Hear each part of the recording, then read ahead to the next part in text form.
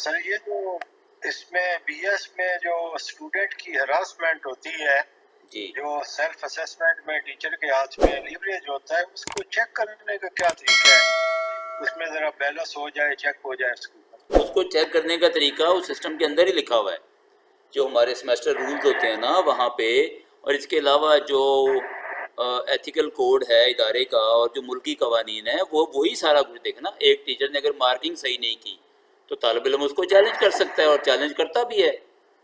آپ اگر طالب علم چیلنج ہی نہ کرنا چاہے تو اس کا تو کوئی علاج نہیں ہے نا جی، کہ طالب علم یہ سمجھے ہی نہ کہ میرا سوال کا جواب ٹھیک ہے۔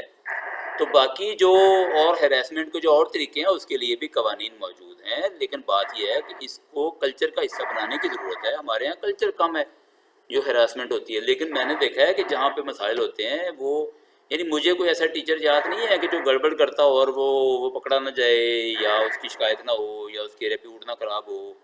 وہ ہوتی ہے، اس کی شکایت بھی ہوتی ہے، ریپیوٹ بھی خراب ہوتی ہے۔ اور جو اچھا ٹیچر ہوتا ہے وہ اس کو ساری عمر لوگ یاد رکھتے ہیں۔ کیا آپ کو اپنے ٹیچر ابھی تک یاد نہیں ہیں جن سے آپ نے پرائمری میں پڑھا تھا کہ ان میں سے اچھے اور برے کون سے تھے؟ مجھے بھی یاد ہیں۔ تو بات یہ ہے کہ ہمارا سسٹم جو ہے وہ خود ہی چیزوں کو ٹھیک بھی کرتا رہتا ہے۔